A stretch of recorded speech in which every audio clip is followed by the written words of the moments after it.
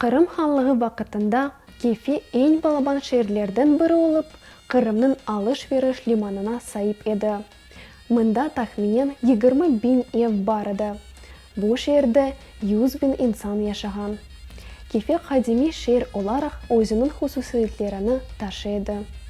Сөз Кефе аққында көрсетілгені вақыт аман ақылға антик Женевис ве Османлы девірлері келе. Ама оның Қырым татар девірі аққында чоқ айтылмай, бұл исе тамыры иле доғры дегіл. Шернің иалысы, мимаржылығы, идарейжилігі, тілі, ilmi dünyası ve da birçok diğer faktorları bu şehrin Kırım Tatar şehri olganını ispatlay. Kefenin tarixi antik devirlerden başlay. Kırımға milletlerden çıkan elinler miladiden evvel 8. asırda kelip düştü.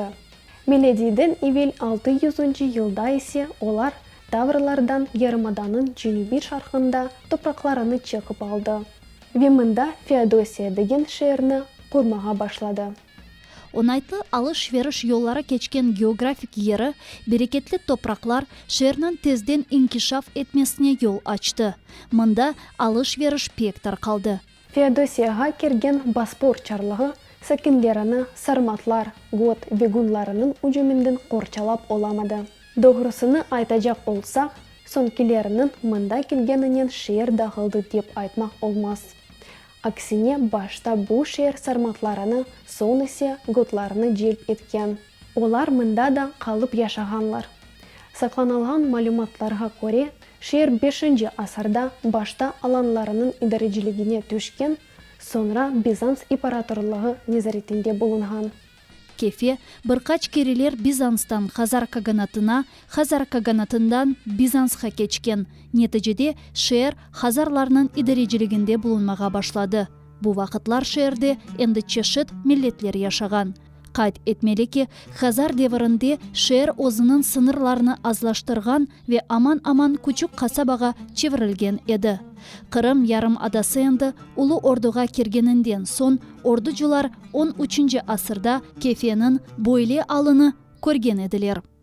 Женевезлилер Кырым улус юртынын эмирлеринен яхшы мунасибет тутмага мечбур эделер. Эмирлер Италиянын консулларына Салдия ве Кефени идаре этмеге разылык берсе де, оларнын аклары сынырлы еді. Консуллар эр дайым Кефеде яшаган эмирнин незаретинде булуна экен. Бу рүтбе тудун деп адландырыла ве гайет итибарлы сайыла. Тудун консулнун фаалиятыны идаре етеді. Bundan da gayrı o Kefede yaşap, emrine itaat etken sakinlerinin mahkeme davalarını teşkil eken. Sayıla ki 14. asırda Kefe en çok milletli ve çeşit din kötülgen şehir olgan. Mında em Hazarlar, Kıpçaklar, Alanlar, Tatarlar, Ermeniler, Ordu xanı ve Cenevizlerinin sakinleri yaşagan. Olarının esas işi unercilik ve esnafçılık olgan. 14. asırda Kefe halkara alış-veriş merkezi oldu. Tüccarlar ipek yolu bitken Kefeden mahsullarını satın alıp gemilerinin Avropaga ve Küçük Asya'ga çıkaraydı. Bu büyük paralar kazandırgan. 14. asırın başlarında şehrini korçalamak gerek oldu. 1318 senesi Cenevizli elçi şehir etrafında divarlar kurmak kararını beri. Bu kabi karar şehirde eksport ve importtan kelgen gayet pahalı mahsullarnen tolu olgan anbarlar olgаны sebebinden alıngan edi. Birkaç vakit geçken son elçi Gattifreda de Zalao Kırım'nın ulus beyinden razılık ala. 1352 senesi şehirnin taş koraları endi akıqi kale divarlarına çevirili. Divarlarının bir kalesi de peyda ola. 1346 7 seneleri Улуу Ордуда açlık başladı. Bu problemge da veba illeti de koşuldu. O karavan yollarının bütün Улуу Ордуга tarqaldı. Cenevezliler bu vaziyetini kullandı. Olar adi insanlarını, balalarını olarga satmaga ikna etmege başladı. Degenlerine göre sanki zengin Kefede olarının kız ve oğlanları hafsızlıkta bulunup sağ kalacaklar. Son belli olganına göre Cenevezliler sözlerini tutmayıp ordu balalarını esir bazarlarına satganlar. Бұны угренген Жаныбек хан Қырымға yol алды. Орду темсилчилеринин Шереф кодексына көре арби ганиметке сайып олмақ мүмкін еді әлбетте. Ама хомшусунун кедеринден бирде-бир шейлерге сайып олмақ намуслыжа дегиледі. Жанибектин ордусу шер диварларына таянды. Кефенің диварлары ұжымларға чоқ dayanайды. Жаныбек бұны яқшы аңлайды. О вақыт Женевизли нотариус Габриэль де Мюссенің малюматына көре, хан катапульттанен кефеге вибанен хаста бір өліні атмаға емер берді. Тезден кефеден виба, яғни чума эпидемиясы башлады. Женевизли задеген вебейлер гемелеріне отарып кефене терк етті. Ама кеч қалған еделер. Олар вибаны ватанына кетірділер. Нетижеде виба бүтін Авробаға тарқалды. О вақыт вибадан 25 миллион инсан әлек oldu. Парижде бұл хасталықтан Франкистан ве Навара королечесі өлді.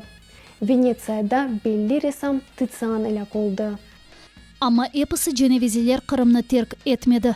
Олардан базалары қалып, япқан сучларының жезасыны төледі. Олар біріншіден татар балаларыны Жанибекке қайтарып, бұйық миғдарда пара жезасы төлемек мечбуретінде қалдылар. Bundan son кефе яваш-яваш өзіне келмеге башлады. Өлкешінас Людовик Коленнің айтқанына көре, 14-ші асырның сонында кефенің esas нұфусы татарларыды. Епісі алыш-веріш ішлері татар тілінде алып барылған.